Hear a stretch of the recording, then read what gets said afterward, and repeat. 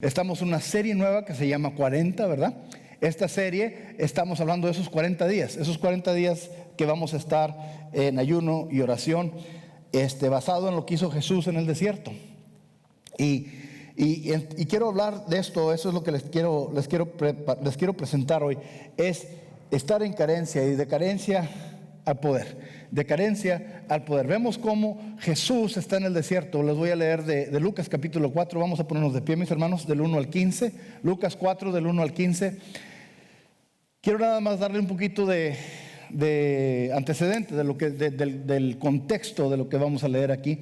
Aquí vemos lo que Jesús está haciendo. Está en el desierto por 40 días, y en esos 40 días dice que no comió nada. No comió nada, no bebió nada. Y durante ese tiempo es donde viene el enemigo y lo ataca. Estaba en el desierto. Mira lo que dice la palabra de Dios. Lucas 4. Jesús, lleno del Espíritu Santo, volvió del Jordán y fue llevado por el Espíritu al desierto. Allí estuvo 40 días y fue tentado por el diablo. No comió nada durante esos días, pasados los cuales tuvo hambre. Si eres el Hijo de Dios, le propuso el diablo, dile a esta piedra se convierta en pan. Jesús le respondió, escrito está, no solo de pan vive el hombre. Entonces el diablo lo llevó a un lugar alto y le mostró a un instante todos los reinos del mundo. Sobre estos reinos y todo su esplendor le dijo, te daré la autoridad, porque a mí me ha sido entregada y puedo dársela a quien yo quiera. Así que si me adoras, todo será tuyo. Jesús le contestó, escrito está, adora al Señor tu Dios y sírvele solamente a Él. El diablo lo llevó a Jerusalén e hizo que se pusiera de pie en la parte más alta del templo y le dijo, si eres el Hijo de Dios, tírate de aquí. Pues escrito está, ordenará que sus ángeles te cuiden, te sostendrán en sus manos para que no tropieces con piedra alguna. También está escrito, no pongas a prueba al Señor tu Dios, le replicó Jesús. Así que el diablo, habiendo agotado todo recurso de tentación, lo dejó hasta otra oportunidad. Jesús regresó a Galilea en el poder del Espíritu Santo y se extendió su fama por toda aquella región. Enseñaba en las sinagogas y todos lo admiraban. Y eso es la palabra de Dios. Padre Santo, pido que tú nos dirijas esta mañana, que tú dirijas mis palabras, que no sea mi conocimiento, Señor, que sea el poder de tu Espíritu Santo de abrirnos los ojos de nuestro corazón, de nuestra mente, de poder, Señor Padre, entender lo que quieres tú depositar en nuestros corazones, de cómo nosotros debemos de aprender a hacer batalla, cómo en medio de la carencia, Padre, muchas veces aprendemos a confiar en ti cuando nos falta todo, cuando estamos en el desierto. Padre, pido que tú toque los corazones de tu pueblo, Señor Padre. Si hay alguna necesidad, alguien que necesite sanidad en su cuerpo, que necesite dirección en su vida, que necesite paz en su corazón, pido que tú los bendigas, Señor Padre, y los guíes. En tu santo nombre lo pido. Amén. Amén. Pueden tomar asiento, mis hermanos. Déjenme hablarles de la carencia. Cuando nos falta algo. Cuando nos falta algo. Dice aquí que Jesús, después de que fue bautizado, ¿verdad? Que eso pasa en el capítulo anterior, en el capítulo 3. Vemos que Jesús es bautizado y hace el debut de su ministerio aquí en la tierra. Y creo que eso estuvo aquí la semana pasada. Esto fue lo que estuve hablando, de cómo Jesús sale ahí bajo el poder del Espíritu Santo y va al desierto. Y está ahí 40 días. Hablamos que el número 40 significa prueba, significa cambio, y está siendo probado, está siendo atacado de todas maneras durante esos 40 días. Pero quiero enfocarme en la carencia, porque ¿dónde fue a Jesús? Se fue de estar en la cuenca del río Jordán, y se va a Jericó. Se va de donde hay abundancia, donde hay agua, donde hay plantas, donde hay vida, al desierto, donde no hay nada. ¿Cuántos han escuchado ustedes este coloquialismo que escuchamos aquí, verdad? Que dicen, le estás pidiendo agua al desierto. ¿A qué se refieren? De que obviamente en el desierto no hay agua. En el desierto no hay nada. No hay plantas, hay animales, bueno, sí los hay, ¿verdad? Es un ecosistema muy pequeño, un ecosistema muy frágil, un ecosistema que aprendió a sobrevivir y a subsistir con muy pocos y muy escasos recursos. Estar en el desierto, estar donde no hay recursos, donde no hay nada. Ahí es donde estaba Jesús. Nosotros aquí en Laredo vivimos en un área semidesértica. No completamente desierto, pero semidesértica. No había apreciado tanto el ecosistema de Laredo hasta que llevé a mi hija a California, ¿verdad? Cuando llevé a mi hija a California, está estudiando allá y está en un área en el norte de California, un área montañosa, un área donde hay bosques hermosos, donde hay pinos en todos lados, donde hay montañas, hay lagos. Para donde voltee uno va a ver montañas, inclusive montañas que están cubiertas de nieve todo el año porque son montañas muy altas, y un lugar hermoso. Y luego me acuerdo de Laredo, que la montaña que tenemos aquí en Laredo está por la Clark, ¿verdad? Ahí por donde está el Super S, es la única montaña que hay aquí en Laredo, ¿verdad? Porque todo está plano. Y los árboles, aquí no vemos pinos más que en las casas, ¿verdad? Que los plantaron ahí. Pero si salimos al monte, ¿verdad? Que vemos uno que otro huizachito, uno que otro mezquite ahí, más o menos como de este alto, y ya, si nos fue bien. No hay sombra, no hay nada. No hay nada. Y vemos también que como podemos ver en estos momentos, ¿verdad? Los extremos de temperatura. En el desierto, en el día es muy caluroso, es demasiado calor.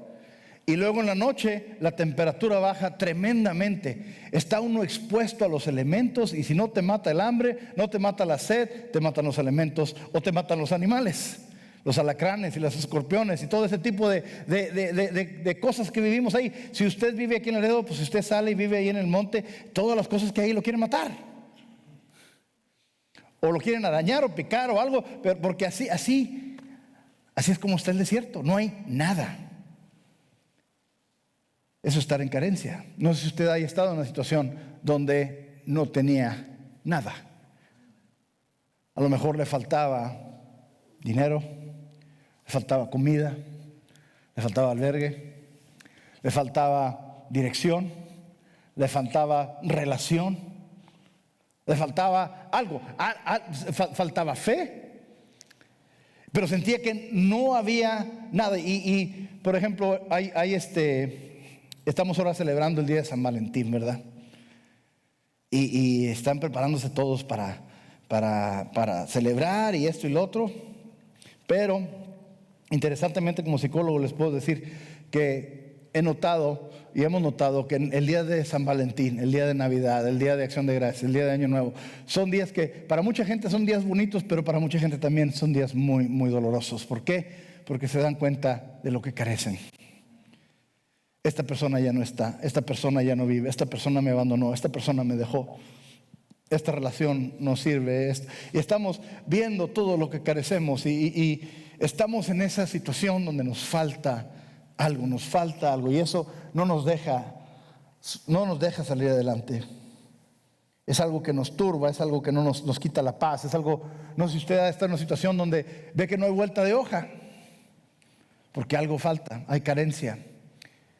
Y muchas veces a lo mejor hasta pierde el sueño, o pierde el apetito, o le da más apetito, como en mi caso, ¿verdad? No sé, ¿verdad? Pero muchas veces tiende a afectarnos en la forma en que funcionamos. Vemos que esa carencia la vemos en las Escrituras. Jesús fue al desierto, donde no tenía comida, no tenía nada. Y ahí estuvo expuesto a los elementos, expuesto a todo. No comió por 40 días. Llegó al límite fisiológico del funcionamiento corporal, del funcionamiento físico. Llegó al límite. Y ahí estuvo. ¿Por qué hizo eso? ¿Para qué hizo esto? ¿Por qué se hizo sufrir así Jesús? ¿Para qué vamos a hacer estos 40 días de ayuno y oración? ¿Para qué someternos a esto? Porque Jesús lo que estaba aprendiendo a hacer, lo que estaba demostrando que iba a hacer, es aprender a no subsistir de las cosas del mundo. Claro que cuando nosotros no comemos o no hemos dormido bien, o eso, nuestro cuerpo empieza a dejar de funcionar como debe, como está diseñado para funcionar. Pero lo que pasa es que está el lado físico, pero también está el lado espiritual. ¿Y cuál verdaderamente es el más importante? Si nos dejamos llevar por las carencias físicas y fisiológicas, nos vamos a enfocar solamente en cómo proveer y cómo suplir para esas necesidades de la manera que podamos para poder sobrevivir. Pero ¿qué tal de lo espiritual? ¿Cuántos saben que este cuerpo se lo van a comer los gusanos?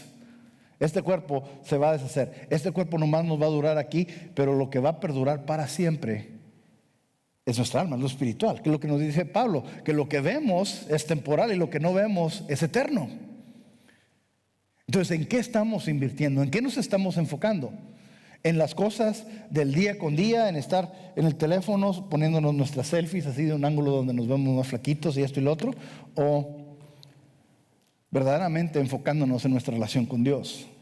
Entonces, esto es lo que está pasando aquí. Jesús se priva de todo esto para hacer ¿qué? Enfocarse con su Padre, enfocarse en el Espíritu, para poder disciplinar su cuerpo, disciplinar todo. ¿Por qué? ¿Cuántos de ustedes vieron la película de La Pasión de Cristo? ¿Qué tal? ¿Cuántos les gustaría pasar por algo así? Claro que nadie, ni a Jesús, ¿verdad? Le dice, Padre, si es posible que esta copa pase de mí, ¿verdad?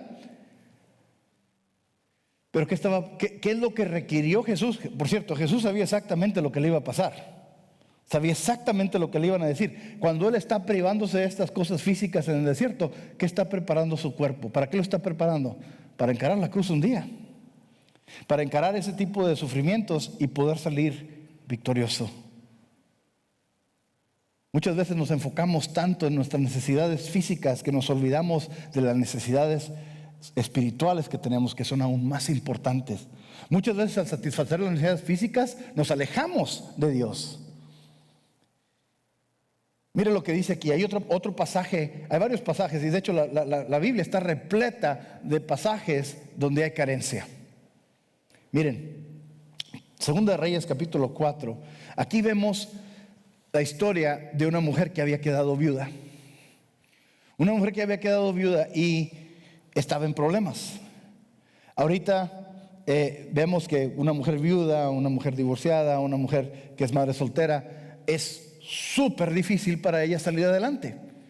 ¿Por qué? Porque no tiene ese apoyo, no solamente económico, sino el apoyo moral, el apoyo espiritual, el apoyo físico, lo que usted quiera, el apoyo emocional, pero más que nada financieramente muchas veces es difícil salir adelante.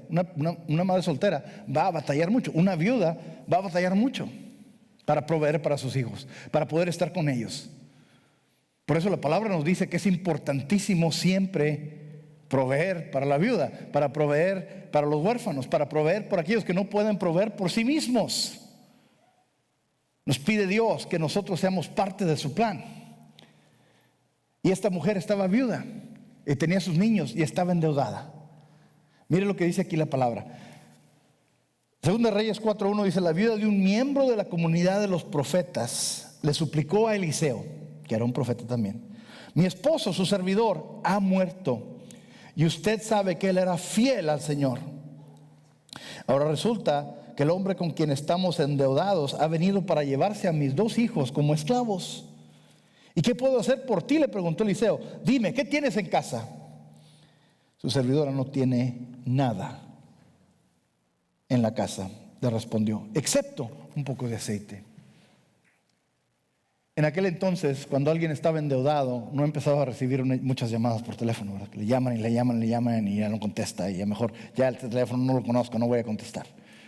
Me han dicho, ¿verdad? No sé. Le empiezan a mandar cartas, muchas cartas.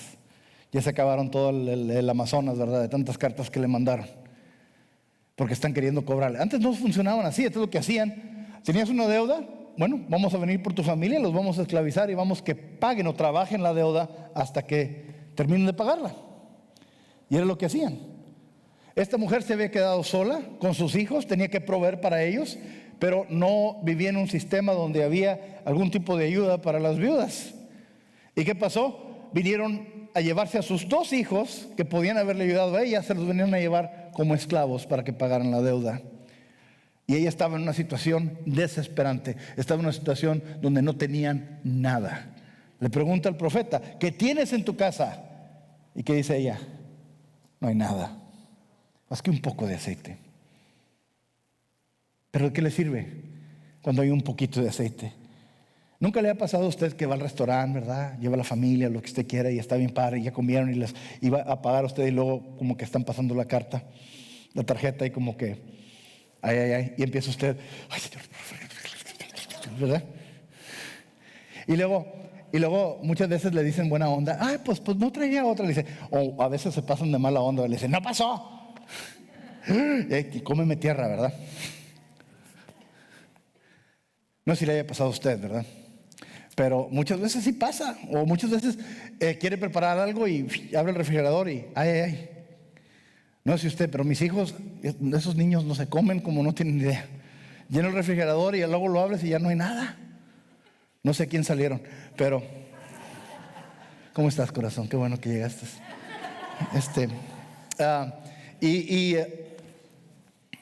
Hay carencia. Hay carencia. Falta. Así estaba esta mujer. Tenía un poco de aceite, pero ¿qué vamos a hacer? ¿Nunca le ha tocado que a veces tiene demasiado mes después del cheque y no sabe cómo hacerle para terminar de pagar lo que falta? Ese tipo de situaciones son muy reales, y aquí lo estaba viviendo esta mujer. Estaba en carencia.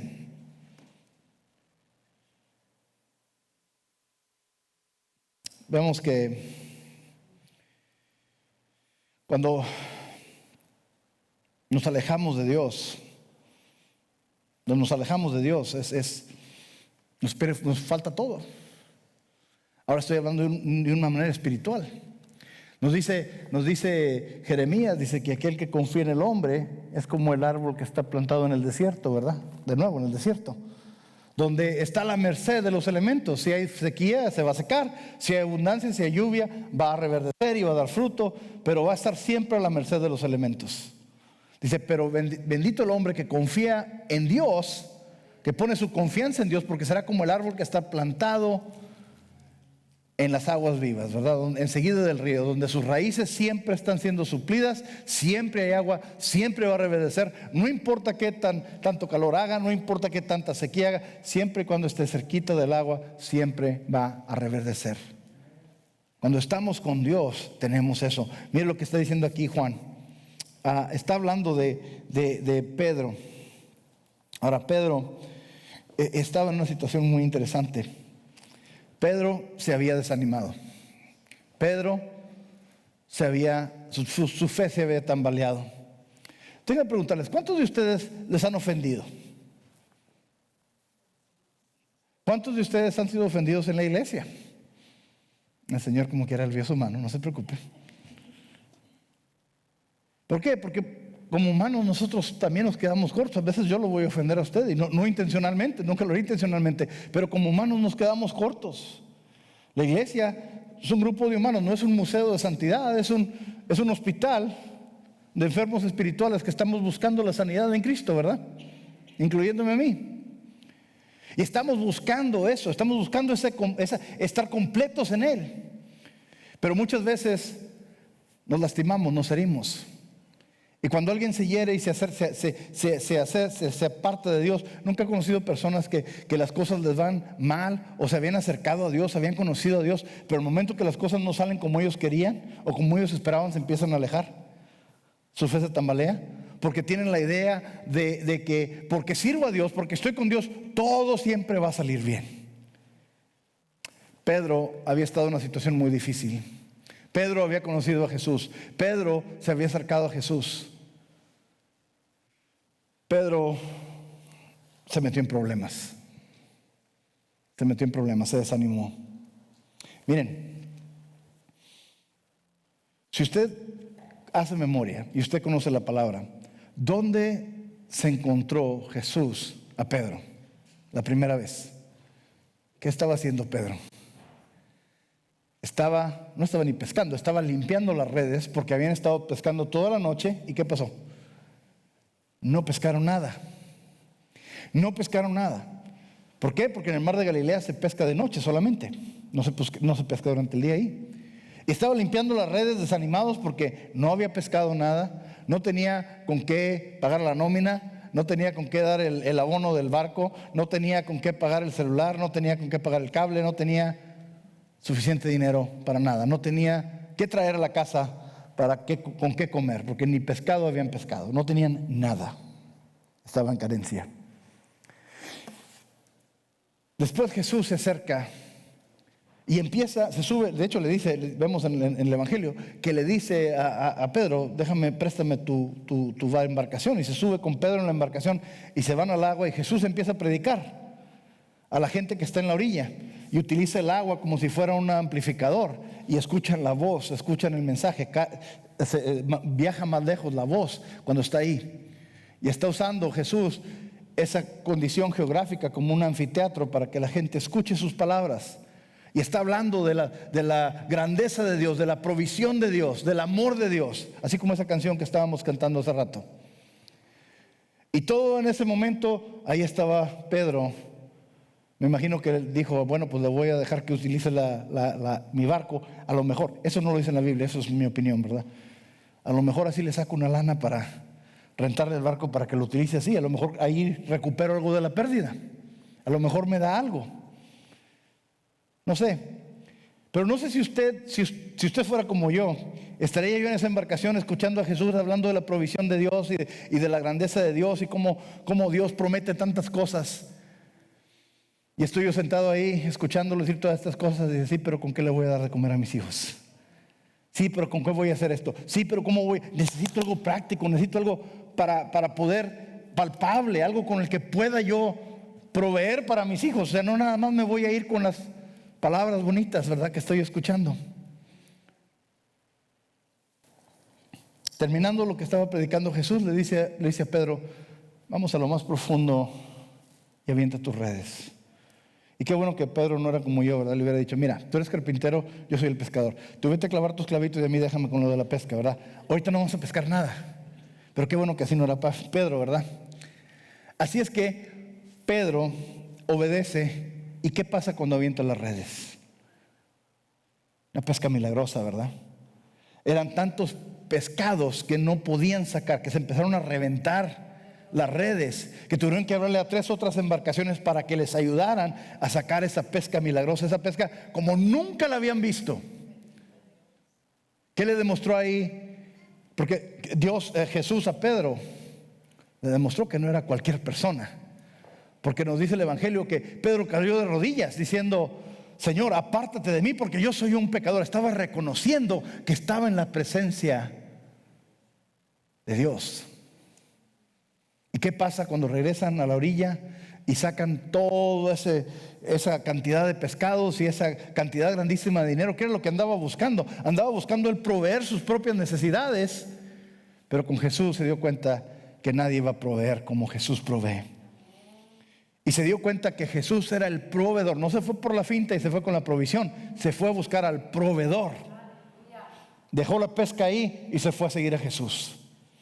Él y los otros discípulos empezaron a seguir a Jesús. Pero ¿qué pasa después? Creo que este Pedro era norteño. Era muy impulsivo. Siempre hablaba de más. No tenía filtro. Señor. Y me acuerdo que estaba, de hecho estaba en la última cena, le dice Jesús, me van a entregar a los gentiles y a los fariseos y me van a crucificar, me van a matar. ¿Y qué es lo que le dice Pedro? Señor, yo no lo permitiré, yo te voy a proteger, no voy a dejar que te pase nada, estoy listo hasta entregar mi vida por ti. ¿Y qué es lo que le dice Jesús? Dice Pedro, esta noche me negarás 3 veces antes de que cante un gallo. Dicen, ¿verdad?, que más pronto cae un hablador que un cojo. ¿Y qué pasó?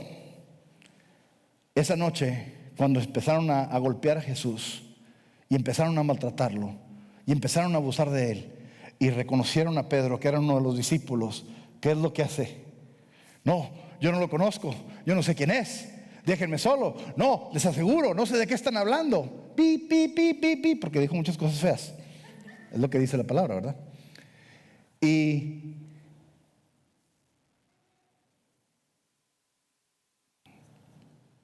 cuando lo negó 3 veces, cantó el gallo y se acordó lo que le había dicho Jesús. ¿Y cómo se sintió Pedro? Nunca he sentido así de que trágame tierra. Pedro se desanimó. Pedro se fue. Cuando nosotros nos apartamos de Dios y dejamos de confiar en su provisión, empezamos nosotros a hacer lo mismo que hacíamos antes. Regresamos a lo que estamos acostumbrados. ¿Dónde se encontró Jesús a Pedro? Limpiando las redes porque no había pescado nada. Después de que se resucita Jesús, miren lo que pasa. Juan 21:1 dice esto. Seguimos hablando de la carencia. Después de esto, Jesús se apareció de nuevo a sus discípulos junto al lago Tiberíades, que es el lago de Galilea o el mar de Galilea. Sucedió de esta manera. Estaban juntos Simón, Pedro, Tomás, al que le apodaban el gemelo, Natanael, el de Canaán de Galilea, los hijos de Zebedeo y otros 2 discípulos. Me voy a pescar, dijo Simón. Voy a regresar a lo mismo. Voy a regresar a lo que estoy acostumbrado. Nos vamos contigo, contestaron ellos. Salieron pues de allí y se embarcaron, pero esa noche no pescaron nada. ¿Qué pasó? Regresaron a lo mismo. ¿Y qué pasa cuando hacemos lo mismo y esperamos otro resultado? Es la definición de la locura, ¿verdad? Regresaron a lo mismo y ¿qué pasó? No pescaron nada. Otra vez estaban en carencia. Se habían apartado de la fuente que es Jesús. Se habían apartado de la fuente de la provisión que es Dios. Y quisieron proveerse en sus propios medios, de su propia manera, pero no les funcionó.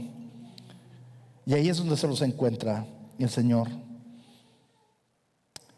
Al despuntar el alba, Jesús se hizo presente en la orilla, pero los discípulos no se dieron cuenta que Él era, de qué era Él. Muchachos, ¿no tienen algo de comer?, le preguntó Jesús. No, respondieron ellos. Siempre que ven a Jesús haciendo una pregunta, no es porque no se sabe la respuesta, es porque le está queriendo enseñar. Miren la condición donde están. ¿Tienen algo que comer? ¿Cómo les está funcionando eso? Regresaste a lo mismo. ¿Cómo te está yendo? Como les digo mucho a mis pacientes odian esa pregunta. ¿Cómo te está funcionando eso? Pues no me está funcionando. Bueno, pues ¿para qué lo sigues haciendo? ¿Verdad? Es lo que está haciendo Jesús aquí. Carencia, apartarnos de Dios, todo nos falta. Podemos tener todo y no tener a Dios. Ya me han escuchado decir eso. Y si tenemos todo menos a Dios, no tenemos nada. Y si tenemos nada, pero tenemos a Dios, tenemos todo. Él es el proveedor.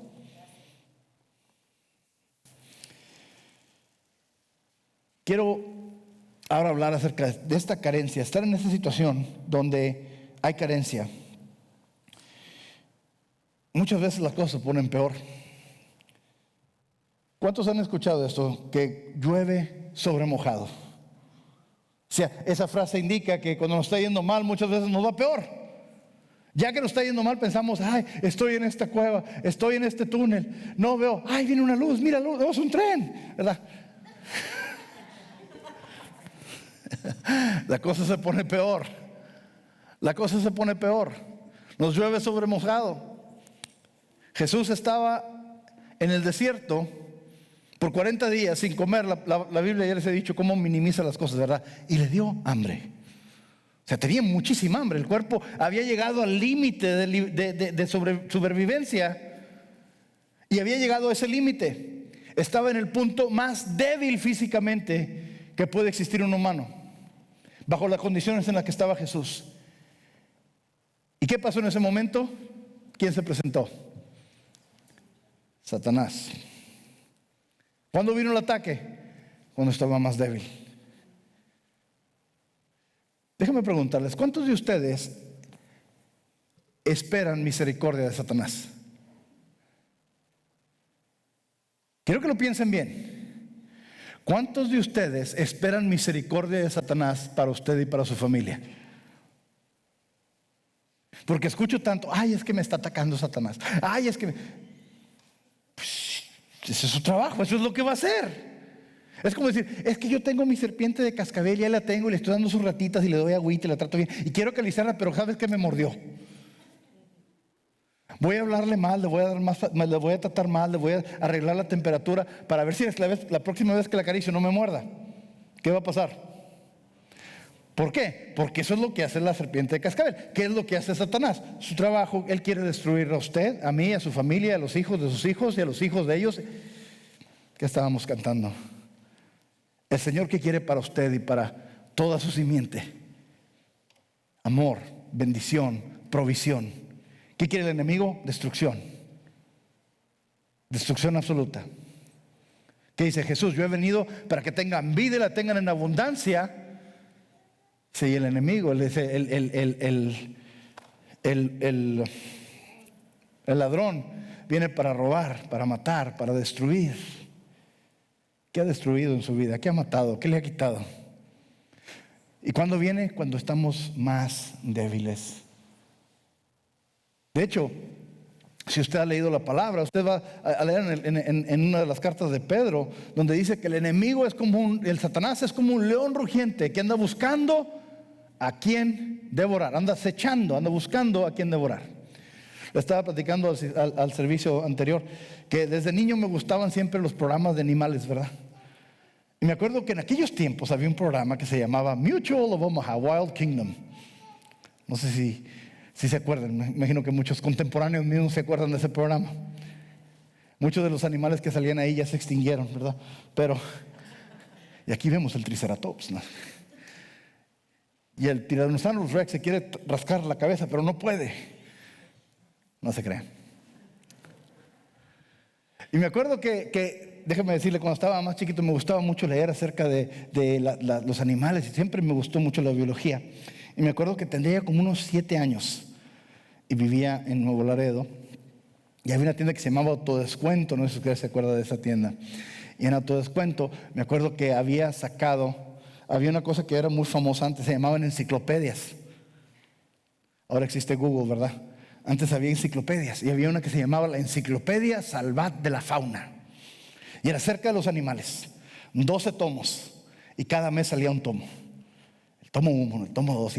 Y me acuerdo que yo estaba chiquito, iba y me ponía a hacer dibujos y se los vendía a mi abuelita.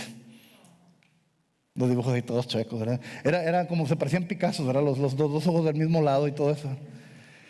Y mi abuelita, ay, mijito, sí. ¿Los vas a colgar, verdad que sí? Sí, los voy a colgar. Y yo le hacía, como trabajaba en carpintería, zorraban pedacería de madera y le hacía una mesa y estaba la mesa toda guanga así, ¿verdad? Y iba y ponía sus macetas ahí arriba y yo se la vendía y me daba. Y con ese dinero yo me compraba mi enciclopedia. Y tenía todo. Bueno, me faltó el tomo 11, todavía no lo tengo. Que habla sobre los animales que viven en lo que es Australia y eso. Así que si usted tiene Salvat 11, me falta ese. Y ahí tengo todos mi colección. Y los leía. Me acuerdo que vi los programas. Y todavía apenas anoche estaba viendo otro programa, ¿verdad?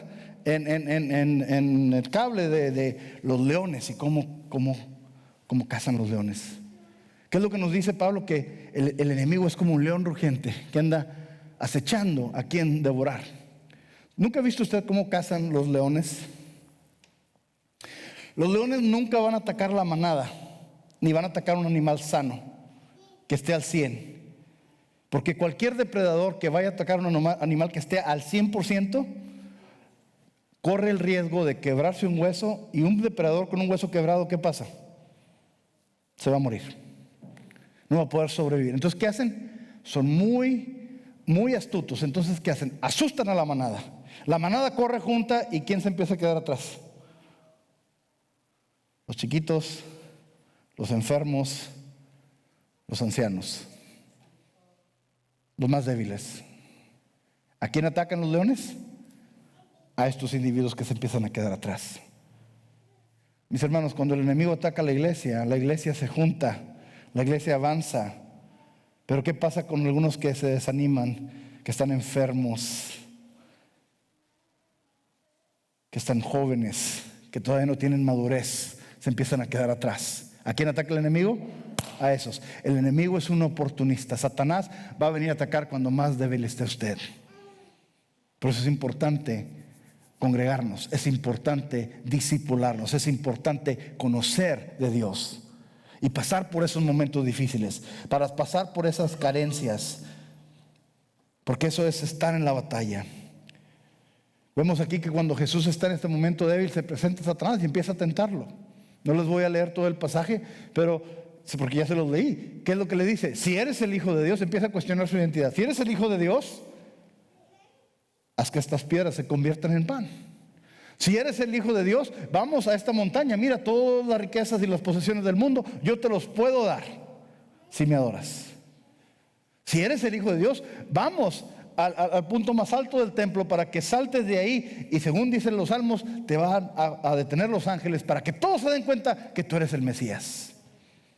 Tentación sobre tentación sobre tentación. Empezó a atacarlo cuando estaba más débil. El enemigo va a venir a atacar cuando más débil esté usted. Pero ¿qué pasa? Jesús no contestó. Jesús no capituló, no se dobló, no se dejó vencer. En ese momento que estaba débil físicamente, Él utilizó, ¿qué para defenderse? La palabra de Dios. Porque dice, escrito está, escrito está, escrito está. No dijo, bueno, yo pienso o yo siento. No, escrito está, escrito está, escrito está. No solo de pan vivirá el hombre, sino de toda la palabra que salga de Dios. Que dice, no tientes al Señor tu Dios y sírvele solamente a Él. Que dice, no adores a otro Dios, no tendrás ningún Dios delante de mí. Les empieza a hablar de lo que dice la palabra. ¿Por qué vamos a estudiar la palabra estos 40 días? Porque eso es lo que nos va a defender. Vemos nosotros claramente que el enemigo empieza a atacar y nos habla del Espíritu Santo, nos habla de la palabra de Dios en la guerra espiritual, ¿verdad? La armadura de Dios, y luego habla de la espada, que es la palabra de Dios, la espada del Espíritu, que es la palabra de Dios. Y esto es lo que estamos viendo a Jesús utilizar para bloquear los ataques y las tentaciones del enemigo. Conocer la palabra de Dios, porque es donde entramos en esa batalla. Cuando estaba en el ejército nos decían que uno nunca está en una batalla al menos que nos falte todo menos enemigo. Nos falta personal, nos faltan armas, nos falta parque, pero el enemigo es lo que sí abunda y no se acaba. Eso es estar en una batalla. Eso es estar en una posición desesperante. ¿Cuántos de ustedes saben que como cristianos vamos a pasar por esos problemas? Vamos a pasar por esas dificultades. Otra cosa que aprendí cuando estaba en la naval es que nos dicen que los mares quietos no hacen buenos marineros. Los mares quietos no hacen buenos marineros. ¿Cómo se hacen los buenos marineros? ¿Nunca ha visto usted las tormentas esas donde van los barcos y va para arriba y para abajo? Y imagínense estar ahí arriba así poniéndose de todos colores. Esos son los buenos marineros, los que han pasado por eso, los que tienen experiencia. ¿Cuáles son los buenos cristianos? ¿Cuáles son los buenos guerreros? Los que han pasado por esas batallas, los que han encarado al enemigo, los que saben lo que es estar en carencia y aún así mantenerse firmes. Por eso este ayuno, por eso este sacrificio que estamos haciendo. Porque vamos a hacer que el cuerpo se calle la boca, hacer que las necesidades corporales tomen un lugar segundo, a tener nosotros dominio sobre eso y enfocarnos en las cosas espirituales. No querer suplir lo de las cosas que vemos, que entendemos, las cosas que palpamos, sino de lo espiritual. Vemos cómo en las batallas, en la Biblia, siempre la provisión viene sobrenaturalmente. Y cuando puede ser de una manera que podemos decir, bueno, pues es que eran muchos, o era esto, o fue el otro. No. Fue la provisión de Dios. Uno de los mejores ejemplos que le puedo dar viene en el libro de los Jueces, capítulos 6, 7, 8 y 9. 6, 7 y 8. El 9 ya viene terminando y vamos entrando a la historia, a otra historia. Pero nos da la historia de Gedeón. Gedeón era un juez, era uno de los líderes que Dios escogió, que era la persona menos indicada. ¿Cuántos de ustedes saben que Dios no le llama al calificado, pero califica al llamado? Entonces, esta persona, habían sido invadidos por los madianitas, era un ejército grandísimo, eran cientos de miles, probablemente millones, dice lo que dice la palabra, que eran tantos los camellos y tantos los soldados que no los podían ni contar. Y que no tenían la capacidad de poder hacerles guerra, porque eran demasiados, eran muchos. ¿Y qué pasa? Se aparece Dios, se le aparece a este hombre y le dice: te voy a utilizar a ti para que liberes a mi gente y saques a los madianitas de este lugar. Claro que él dice: no, ¿cómo lo voy a hacer? No es posible, y empieza a pedirle pruebas a Dios. Dios empieza a moverse y le empieza a demostrar que sí. Inclusive le dice Dios: consígueme un ejército, hazle llamado a las personas para que me ayuden a pelear contra estos madianitas. Y responden 30,000 personas. 30,000 personas. Recauda un ejército de 30,000 personas. 30,000 personas es bastante, ¿verdad? 30,000 personas es bastante. Pero contra un ejército de 1,000,000 o de cientos de miles, no es nada. Pero Dios le dice a Gedeón, aún así le dice: son muchos. Son muchos. Necesitas menos. Muchas veces no entendemos, ¿verdad?, la lógica de Dios. Son menos. Y se lo corta de 30,000 a 20,000. Y de 20,000 a 10,000. Y de 10,000 a 300. 300 soldados contra una multitud grandísima. Y le dice el Señor: son muchos, hasta que ya son 300. Dice: nada más. ¿Por qué? ¿Por qué no quiero que tengas tantos soldados, Gedeón? Aunque aún así son demasiados el enemigo. Pues es que quiero que se den cuenta, quiero que el mundo se dé cuenta quién soy yo. Quiero que se den cuenta que la victoria viene por medio de mis actos y no por los tuyos. Para que no quiero que nadie se jacte a decir que nosotros lo hicimos. No, porque yo soy el que les voy a dar la victoria. Entonces, con 300 personas van en contra de este ejército grandísimo. Y mire lo que pasa aquí. Cuando están a punto de pelear con ellos, dice aquí, Jueces 7:19, Gedeón y los 100 hombres que iban con él llegaron a las afueras del campamento durante el cambio de guardia. Cuando estaba por comenzar el relevo de medianoche, tocaron las trompetas y estrellaron contra el suelo los cántaros que llevaban en sus manos. Las 3 compañías tocaron las trompetas e hicieron pedazos los cántaros.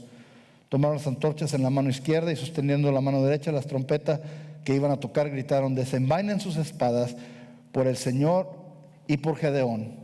Como cada hombre se mantuvo en su puesto alrededor del campamento, todos los madianitas salieron corriendo y dando alaridos mientras huían. Al sonar las 300 trompetas, el Señor hizo que los hombres de todo el campamento se atacaran entre sí con sus espadas. El ejército huyó hasta Bet-Sitá en dirección de Sererá, hasta la frontera de Abel Mejorá, cerca de Tabat. ¿Qué pasó aquí? Con 300 hombres, el Señor trajo confusión en el campo del enemigo y se empezaron a matar entre sí mismos. ¿Qué fue lo que hizo? Un milagro. Un resultado milagroso. Solamente cuando el Señor se mueve de una manera milagrosa, que va más allá de nuestras habilidades, entonces ¿a quién va la gloria? A Él. Tenemos que aprender que las batallas que vamos a pelear, las batallas que vamos a encarar, van a venir probablemente en el momento menos conveniente, en el momento donde estamos más debilitados y con pocos recursos o sin recursos, pero si estamos con Dios, la victoria está garantizada. Amén. Quiero que sepan, así es como trabaja esto. Nosotros queremos empezar con las canastas llenas y terminar con las canastas vacías. Pero cuando Jesús repartió los panes para los 5,000, empezó con las canastas vacías y terminó con las canastas llenas. No entendemos muchas veces porque queremos proyectarle a Dios las limitaciones que usted y yo tenemos. Pero Dios no tiene limitaciones y quiere que aprendamos a confiar en Él. Finalmente quiero hablarles de David, esta batalla. David está encarando a Goliat. David era un muchachito de 15 años. Y estaba encarando a un hombre que lo dice la Biblia que medía aproximadamente 3 metros de alto. 3 metros de alto. Estaba más o menos de este tamaño mi compadre. ¿Ok? 3 metros de alto, y si usted se pone a contar o a medir o a sumar el peso de la armadura y las armas que traía eran aproximadamente 500 libras que traía encima de este hombre. Y con eso era lo que utilizaba para pelear. Era un tremendo guerrero. Y dice que se presenta David, un muchachito, dice joven, dice que era buen mozo, así como su pastor, o sea, y se presenta delante de él y dice que no traía ni una espada. Por cierto, déjenme darle esta nota histórica. En el momento que había esa guerra entre los filisteos y David y el ejército de Jesús, de Dios, en ese entonces no había espadas en Israel, porque los filisteos habían acaparado todos los herreros y todos los talleres de herrería los habían acaparado los filisteos, y ellos tenían la producción de armas para ellos y dejaron al pueblo de Israel sin armas. De hecho, nada más había 2 espadas en todo el pueblo de Israel, en toda la nación. Una le pertenecía al rey, a Saúl, y la otra le pertenecía a su hijo Jonatán. Nada más había 2 espadas. Vemos este ejército con espadas, bien armados, y los ejércitos de Israel que no tenían esa tecnología, no tenían acceso a eso. Por eso le tenían miedo. Dice que por 40 días se presentaba Goliat y estaba amedrentando al ejército, y le hacía como le hizo Satanás. Si eres el hijo de Dios, ¿verdad? Empezó a cuestionar la identidad de ellos. Le decía, ¿qué no son el ejército de Saúl? Cuando no eran el ejército de Saúl, eran el ejército del Dios vivo. ¿Y qué pasa? Viene David con piedras, con una honda, y este hombre traía toda la tecnología militar que había en ese entonces. Y se ofende cuando lo ve. Dice, ¿cómo es que me mandan a este muchachito con piedras y palos, como si fuera yo un perro? O sea, está esperando que le mandaran un guerrero igual, más o menos de la misma calaña. Y dice, ¿cómo es que me mandan esto? Y empieza a insultarlo y le empieza a decirle cosas que lo va a matar y que le va a cortar la cabeza y que todo esto. Pero miren lo que le dice David: tú vienes contra mí con espada y lanza y jabalina, pero yo vengo contra ti en el nombre del Señor Todopoderoso. Dice, el líder de los ejércitos que tú has desafiado, y él te entregará a mí. Dice que este jovencito corrió hacia el gigante y con esa onda le tiró la piedra, entró en el entrecejo y cayó de boca. Se acercó, le quitó la espada que traía y con eso le cortó la cabeza al gigante. Ahí vemos una victoria sobrenatural. Dice que cuando vieron esto, los soldados que habían estado amedrentados por 40 días, corrieron y por fin encontraron su valor y atacaron a los filisteos que iban huyendo. Pero miren, el único que no era soldado ahí era David. David no había sido entrenado en las artes militares, en las artes marciales. En ese entonces, David, ¿qué hacía? David se la pasaba con sus ovejas, ¿en dónde? En el desierto. Se la pasaba en el desierto. Se la pasaba en el desierto con sus ovejas. Se la pasaba en el desierto ¿con quién? Con Dios. Porque ahí fue donde conoció a Dios. Ahí fue donde escribió los salmos. Ahí fue donde empezó a revelarse quién era Dios, cuando él estaba alejado de todos y no tenía nada que lo distrajera. Ahí fue donde verdaderamente se solidificó la relación de David con Dios. Y eso fue lo que fue el cambio ahí. Fue lo que verdaderamente le dio la ventaja a David, que conocía a Dios. Los que habían sido entrenados en campos militares no tenían ese conocimiento. Por eso cuando le dice, ¿cómo es que tú vas a encararlo? Le dice el rey a David, le dice, ¿cómo es que tú vas a encarar a ese gigante? Dice, él ha sido guerrero desde niño, tiene un entrenamiento tremendo, tiene experiencia en batalla. Dice, sí, pero yo cuando estaba cuidando mis ovejas, una vez me salió un oso y otra vez me salió un león, y a los dos los maté, y este filisteo incircunciso no va a ser diferente. Como Dios nos prepara cuando estamos solos con Él, cómo Él nos prepara en esos lugares desiertos cuando hay carencia. Ahí es cuando nos prepara para la batalla. Ya para cerrar quiero hablar de esto, quiero hablar del poder. Vamos de carencia a la batalla y ahí salimos con poder. Porque vemos que Jesús, cuando entra Jesús, está en el momento más débil. Y ahí es donde empieza la batalla.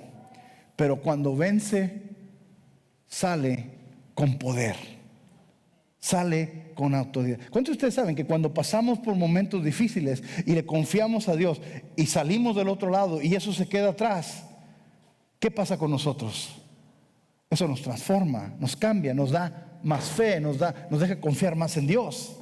Si queremos verdaderamente ser una iglesia efectiva, tenemos que aprender a estar en la batalla. Tenemos que aprender a disciplinar nuestras necesidades. Tenemos que aprender a enfocarnos en Dios y en confiar en Él. ¿Para qué? Para poder recibir ese poder. ¿El poder para qué? Para poder decir que somos bien santos, para poder decir que Dios nos utiliza para sanar a los enfermos. No. El poder para ministrar, para que Él reciba la gloria. Vemos que, mire lo que dice aquí, cuando Jesús en Lucas 4:13 dice: así que el diablo, habiendo agotado todo recurso de tentación, lo dejó hasta la otra oportunidad. ¿Se acuerdan lo que le dije la vez pasada? Que no fueron nada más 3 tentaciones. Hay 3 que están escritas, pero vemos aquí que usó todo su repertorio. Dice: agotando todo recurso de tentación, lo dejó para otra oportunidad. Jesús regresó a Galilea en el poder del Espíritu y se extendió su fama. ¿Qué dice? Regresó a Galilea en el poder del Espíritu. Y se extendió su fama por toda aquella región. Enseñaba en las sinagogas y todos lo admiraban. Le daban gloria a Dios. ¿Se acuerdan de la mujer que estaba desamparada, que no tenía nada, que tenía un poquito de aceite? Cuando viene con el profeta le dice: toma ese aceite, ve, dile a tus hijos que vayan y pidan vasijas de todo el pueblo, que a ver si les prestan vasijas, Tupperware, o ya de esos botecitos ¿cómo se dice? De mantequilla, ¿verdad? Donde los que usamos nosotros, los mejicles para echar los chiles y eso, ¿verdad? Que supuestamente hay mantequilla, pero no, pues aquí hay chiles. No, que hay esto. ¿Sí, verdad? ¿O nada más somos nosotros? Bueno, dice: vayan y busquen botes, vayan y busquen cántaros, vayan en todos lados y busquen. Y trajeron todos los que pudieron. Y ¿cuánto aceite tenía la mujer en su casa? Un poco de aceite. Y le dice el profeta: empieza a vertir aceite y empieza a llenarlos. Y sobrenaturalmente, con ese poquito, llenaron un cántaro y otro cántaro, hasta que ya se les acabaron los cántaros. Y ese aceite no se acabó hasta que se les acabó el último cántaro. ¿Cuántos de ustedes saben que Dios puede proveer sobrenaturalmente? A lo mejor no hay mucho, a lo mejor tenemos un poquito, pero el Señor lo puede multiplicar. Así como le dio de comer a los 5,000 con 2 pescaditos y 5 panes, de la misma manera puede multiplicar lo poco que usted tiene. Si tiene un poco de fe, si tiene un poco de dinero, si tiene un poco, el Señor puede multiplicar eso, puede abrir puertas, puede hacer cosas sobrenaturales para demostrarle a usted que en medio de donde no hay nada, Él puede proveer. Él es el único proveedor. Hay una historia reciente. Esto pasó en 1945. Esto pasó en Auschwitz. Era uno de los campos de concentración más conocidos en la Segunda Guerra Mundial. Era un campo de concentración que estaba localizado en Polonia, en Birkenau, en Polonia. Y ahí estaban ejecutando aproximadamente 12,000 judíos al día en las cámaras de gas. Y platica una mujer que era enfermera, judía, que estaba ahí de prisionera, que había obviamente mucha necesidad. La gente se estaba muriendo de hambre, de enfermedad, de difteria, tifoidea, fiebre amarilla, de todo lo que se puede imaginar, por las condiciones en las que vivían. Dice que ella tenía un frasquito que dice que estaba oscuro, no se podía ver, esos frasquitos antiguos de medicina, y tenía su guterito. Dice que tenía un poco de medicina cuando entró ahí, cuando se la llevaron ahí, y que dice que ella todos los días oraba a Dios para que no se le acabara la medicina, y la estuvo utilizando por varios años y nunca se le acabó hasta cuando llegaron los rusos a liberar el campamento. Dios es el mismo ayer, hoy y siempre. Amén. Él sigue proveyendo, Él sigue haciendo milagros, Él sigue moviéndose. Tenemos la fe, podemos confiar en Él de esa manera. Vamos a ponernos de pie, mis hermanos, para concluir el día de hoy.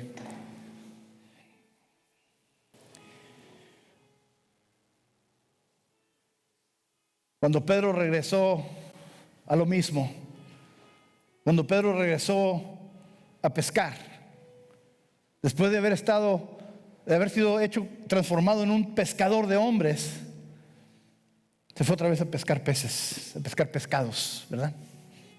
¿Y qué pasó? Le dio el mismo resultado que antes. No pescó nada. Miren lo que pasa. Juan 21, versículo 6 dice esto: ten la red a la derecha de la barca y pescarán algo, les dice Jesús desde la orilla. Así lo hicieron, y tal era la cantidad de pescados que ya no podían sacar la red, como había pasado antes. Regresaron a lo mismo. Jesús se presenta y lo saca de la misma manera que lo sacó antes. Es el Señor, dijo a Pedro, el discípulo a quien Jesús amaba. En otras palabras, Juan le dijo a Jesús: es el Señor, solamente conozco una persona que sabe pescar así. Tan pronto como Simón Pedro le oyó decir es el Señor, se puso la ropa, pues estaba semidesnudo, y se tiró al agua. Los otros discípulos lo siguieron en la barca, arrastrando la red llena de pescados, pues estaban a escasos 100 metros de la orilla. Al desembarcar vieron unas brasas con un pescado encima y un pan. Mensa Christi, la mesa de Cristo, ya tenía su provisión, ya tenía lo que andaban buscando. Jesús no les quería dar pan para llenar su estómago, quería darles pan de vida para llenar sus corazones. No les quería dar agua para calmar su sed, quería darles agua viva para llenar su espíritu, para que ellos pudieran llenar a otros que tuvieran sed, para que ellos llenaran a otros, y así llegar a usted y a mí.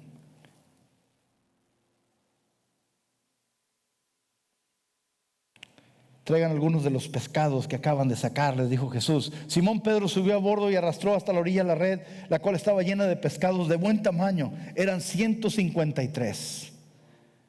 Pero a pesar de ser tantos, la red no se rompió. Vengan a desayunar, les dijo Jesús. Vengan a desayunar, vengan a alimentarse. Vengan a mí todos los cansados y agobiados, y yo les daré reposo. ¿Qué es lo que nos dice Jesús? Hay que acercarnos a Él, hay que buscarlo a Él. Él es el proveedor. Él es el que nos provee, Él es el que nos da en medio de todo esto. Cuando hay carencia y hay batalla, es por el Espíritu que vamos a salir adelante. ¿Qué es lo que dice en Zacarías? Dice: no es por fuerza, ni por espada, ni por fortaleza, sino por mi Espíritu. Eso es lo que nos va a dar la victoria. Dice que el Espíritu llenó a Jesús, el Espíritu lo llevó al desierto, y después el Espíritu lo llenó de poder y salió. Y ese mismo Espíritu llega para usted y para mí. En el libro de los Hechos, cuando Jesús está despidiendo de sus discípulos, después de estarse apareciendo con ellos por 40 días, antes de ascender al cielo, ¿qué les dice? No se vayan de Jerusalén. Y dice: no se vayan porque tenían miedo. Acababan de matar a Jesús un poquito más de un mes. No se vayan de Jerusalén, espérense a que llegue el regalo que el Señor les prometió, mi Padre les prometió, el Espíritu Santo. Dice que cuando reciban el Espíritu Santo recibirán poder. ¿Y qué pasa? A los 10 días, al día 50, el día de Pentecostés, descendió el Espíritu Santo como una ráfaga de viento y como lenguas de fuego. Empezó a recibir el Espíritu Santo en ellos y a bautizarlos. Fueron transformados. ¿Y poder para qué? ¿Para hablar en lenguas? No. ¿De qué le sirve hablar en lenguas si no habla con su hermano o su hermana? ¿De qué le sirve hablar en lenguas si no puede dominar su propia lengua? Hablar en lenguas es la demostración de estar llenos del Espíritu, de haber sido bautizados en el Espíritu Santo. Pero el poder es para ministrar, para servir a Dios, para ser sus discípulos, sus testigos, para poder demostrar y ser un ejemplo vivo de lo que Dios verdaderamente puede hacer con una persona. No importa qué pasado tengamos.